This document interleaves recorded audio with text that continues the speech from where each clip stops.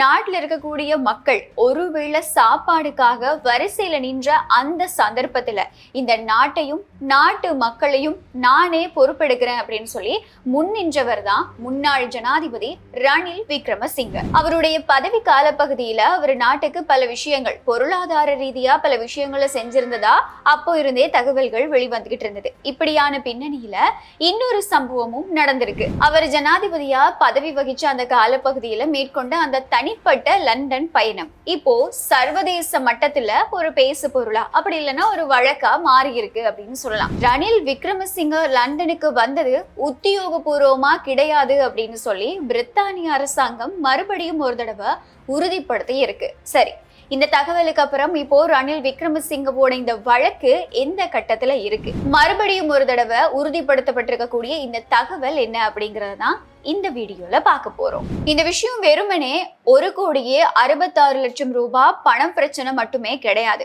பிரித்தானிய அரசாங்கமே உத்தியோகபூர்வமா வெளியிட்டிருக்கக்கூடிய ஒரு ரகசிய பட்டியல் அப்படின்னு சொல்லலாம். எங்களுக்கு தெரியும், முன்னாள் ஜனாதிபதி ஒருத்தர் முதலா இலங்கை அரசியல்ல கைது செய்யப்படுறாரு. அதுதான் ரணில் விக்ரமசிங்க. இவருடைய கைது இலங்கைக்குள்ளதான் பேசு பொருளாகுது அப்படின்னு கேட்டீங்கன்னா கிடையாது. சர்வதேச மட்டத்துல ரணிலோட கைது பேசு பொருளா மாறுது. அதுக்கான காரணம் பல விஷயங்கள் இருக்கு. அவர் இலங்கை அரசியல்ல வரலாற்றுல இருந்தே இருக்காரு. இலங்கை அரசியலை பின்னாடி பார்க்கும்போது எல்லா காலகட்டத்திலையும் ரணில் விக்ரமசிங்கவோட பங்கு ரொம்பவே முக்கியமானதாகவும் பேசப்படுது. இப்படி இருக்கும்போது ரணிலை கைது செஞ்சுட்டாங்க அப்படிங்கிற இந்த விஷயம் சர்வதேச மட்டத்துல பேசு பொருளா மாறுது. எதுக்காக அப்படின்னு கேட்டீங்கன்னா எங்க எல்லாருக்குமே காரணம் நல்லாவே தெரியும். என்ன அப்படின்னா, தன்னோட தனிப்பட்ட பயணத்துக்காக அவர் அரசாங்க பணத்தை செலவழிச்சிருக்காரு அப்படிங்கிறதா ரணில் விக்ரமசிங்க மேல இருக்கக்கூடிய குற்றச்சாட்டா இருக்கு. இது வெறுமனே 1,66,00,000 ரூபாய் மக்கள் பணத்தை ரணில் விக்ரமசிங்க செலவழிச்சிட்டாரு அப்படிங்கிற தொடர்பான கதைக்கும் கிடையாது. அப்படி வெளிப்பட்டிருக்கக்கூடிய ஒரு தகவலும் கிடையாது. ஆக மொத்தத்துல இது வெறுமனே பண பிரச்சனை மட்டும் இல்ல. பிரித்தானிய அரசாங்கமே அதிகாரப்பூர்வமா ஒரு பட்டியலை வெளியிட்டு இருக்காங்க. ஆனா இங்க இலங்கையில நடந்துகிட்டு இருக்கக்கூடிய இந்த ரணிலுக்கு எதிரான வழக்கு விசாரணைகள்ல ரணில் தரப்பு ஒரு வாதத்தை முன்வைக்கிறாங்க. நேற்றைய நாள்ல பிரித்தானிய அரசாங்கம் வெளியிட்டு இருக்கக்கூடிய இந்த அதிகாரப்பூர்வ அறிக்கை ரணிலோட வாதத்தை அப்படியே தலைகீழா மாத்தி இருக்கு அப்படின்னு சொல்லலாம். நான் போனதொன்னும் தனிப்பட்ட பயணம் கிடையாது, அது உத்தியோகபூர்வ விஜயம். இதுதான் ரணில் தரப்பு இந்த விஷயத்துல சொல்லக்கூடிய விஷயமா இருக்கு, அவங்க முன்வைக்கிற வாதமா இருக்கு. பிரித்தானிய அரசாங்கம் வெளியிட்டிருக்கக்கூடிய இந்த உத்தியோகபூர்வ அறிக்கையில மறுபடியும் ஒரு விஷயம் உறுதிப்படுத்தப்பட்டிருக்கு. தகவல் அறியும் உரிமை சட்டத்தை பயன்படுத்தி சர்வதேச மட்டத்துல வெளியாகி இருக்கக்கூடிய ஒரு முக்கியமான தகவல் தான் இது. வழக்கோட இப்போ இருக்கக்கூடிய நிலைமையும் இது மாத்தி இருக்கு அப்படின்னு சொல்லலாம்.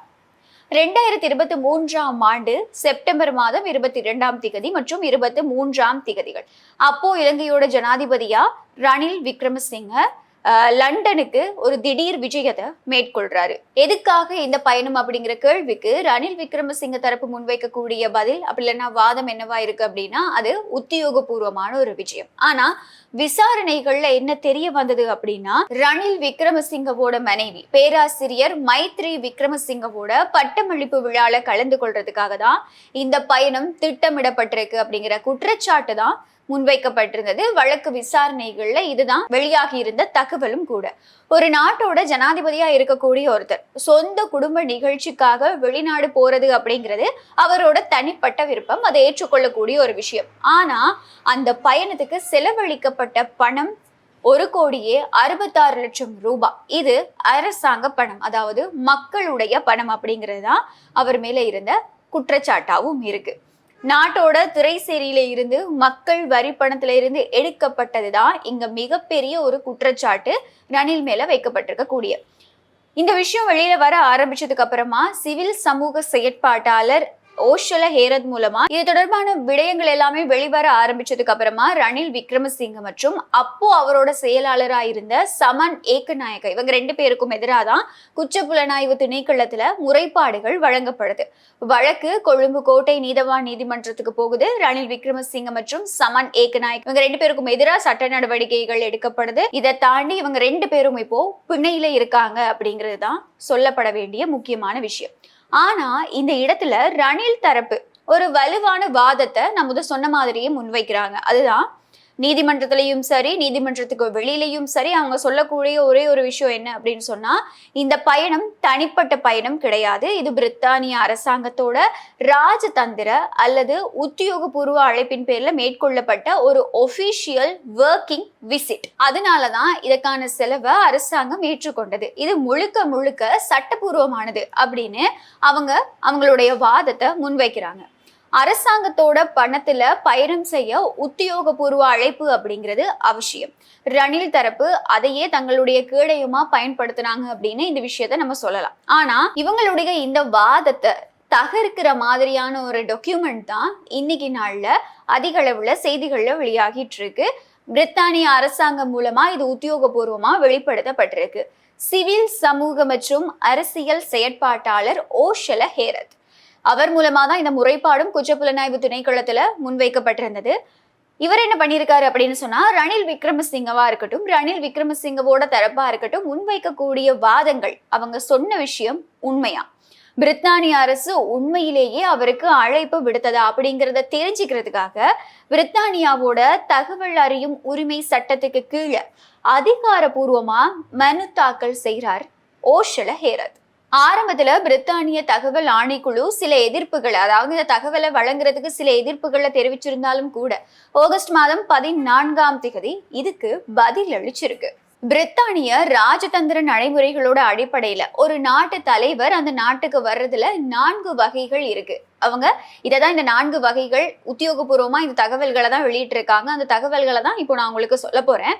இந்த 4 வகைகள் என்ன அப்படின்னு சொன்னா, முதலாவது ஸ்டேட் விசிட், அதாவது பிரித்தானிய மன்னர் அப்படி இல்லைன்னா அரச குடும்பத்தோட அழைப்பின் பேர்ல வரக்கூடிய விஜயம் அப்படின்னு சொல்லப்படுது. அதை தாண்டி 2வது வகை என்ன அப்படின்னா கெஸ்ட் ஆஃப் கவர்மெண்ட் விசிட், பிரித்தானிய நாடாளுமன்றம் அப்படி இல்லைன்னா அரசாங்கத்தோட உத்தியோகபூர்வ அழைப்பு. 3வது ஒர்க்கிங் விசிட், வணிகம் அல்லது தூதரக பணிகளுக்கான வேலை சார்ந்த விஜயம். 4வது பிரைவேட் விசிட், தனிப்பட்ட விழாக்கள், மருத்துவ சிகிச்சைகளுக்காக செல்லும் பயணம். பிரித்தானிய அரசாங்கம் 2023ஆம் ஆண்டு ஜூலை மாதத்தில இருந்து 2024ஆம் ஆண்டு டிசம்பர் மாதம் வரையிலான காலப்பகுதியில தங்களுடைய அரசாங்கத்தோட செலவுல, அதை தாண்டி அவங்களுடைய அழைப்பின் பேர்ல வந்த கெஸ்ட் ஆஃப் கவர்மெண்ட் தலைவர்களோட பட்டியலை தன்னோட உத்தியோகபூர்வ இணையதளத்துல பகிரங்கப்படுத்தி இருக்காங்க. அந்த உத்தியோகபூர்வ பட்டியல்ல 2023ஆம் ஆண்டு செப்டம்பர் மாதம் 22 மற்றும் 23ஆம் திகதிகள்ல ரணில் விக்ரமசிங்க அரசு விருந்தினரா வந்தாரு அப்படிங்கிறதுக்கான எந்த ஒரு விடயமுமே எந்த ஒரு உறுதிப்படுத்தலுமே இல்லை அப்படிங்கிறது தான் இன்னைக்கு நாள்ல பிரித்தானிய அரசாங்கம் சொல்லியிருக்கக்கூடிய ஒரு தகவலா இருக்கு. இதுல இருந்து என்ன தெரிய வருது அப்படின்னு சொன்னா, பிரித்தானிய அரசாங்கம் உத்தியோகபூர்வமா ரணிலுக்கு எந்த விதமான அழைப்பையும் விடுக்கவே இல்லை அப்படிங்கிறது சர்வதேச ஆவணங்கள் மூலமா மறுபடியும் ஒரு தடவை உறுதிப்படுத்தப்பட்டிருக்கு. இந்த ஆதாரங்கள் எல்லாத்தையுமே திரட்டின ஓஷல ஹேரத் நேற்று குற்றப்புலனாய்வு திணைக்களத்துல இந்த ஆவணங்களை நேரடியா சமர்ப்பிச்சிருக்காரு.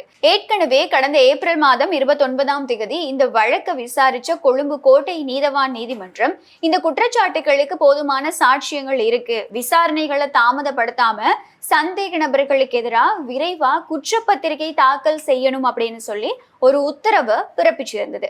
இப்போ சிஐடி தன்னோட முதற்கட்ட விசாரணைகளை நிறைவு செஞ்சு எல்லா ஆவணங்களையும் சட்டமா அதிபர்கிட்ட சமர்ப்பிச்சிருக்கு. சட்டமா அதிபரோட நிலைப்பாட்டை அறிவிக்கிறதுக்காக எதிர்வரும் செப்டம்பர் மாதம் 30ஆம் திகதிக்கு இந்த வழக்கு ஒத்தி வைக்கப்பட்டது. அதாவது செப்டம்பர் மாதம் 30ஆம் திகதி இந்த வழக்கு மறுபடியும் விசாரணைக்கு எடுத்துக்கொள்ளப்பட இருக்கு.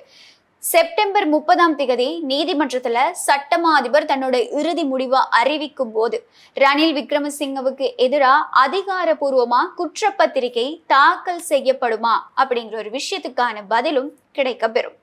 மக்களுடைய பணத்துல 1,66,00,000 ரூபாய் செலவு செஞ்சு மேற்கொள்ளப்பட்ட இந்த பயணம் வெறும் அரசியல் விமர்சனம் மட்டுமே கிடையாது, அது ஒரு சட்டவிரோதமான நிதி துஷ்பிரயோகம் அப்படிங்கிறது இப்போ சர்வதேச ஆதாரங்கள் மூலமாவே நிரூபிக்கப்பட்டிருக்கு. இது செப்டம்பர் மாதம் 30ஆம் திகதி உத்தியோகபூர்வமா சட்ட நடவடிக்கைகள் மூலமா நீதிமன்றத்திலையும் உறுதிப்படுத்தப்படுமா இருந்தா, நிரூபிக்கப்படுமா இருந்தா ஒரு முன்னாள் ஜனாதிபதிக்கு விழுந்த ஒரு மிகப்பெரிய அடியாதான் இந்த விஷயமும் இருக்கும்.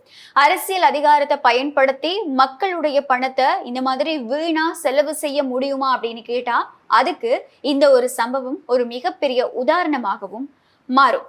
செப்டம்பர் 30 என்ன நடக்கும் அப்படிங்கிறத பொறுத்திருந்து பார்க்கலாம்.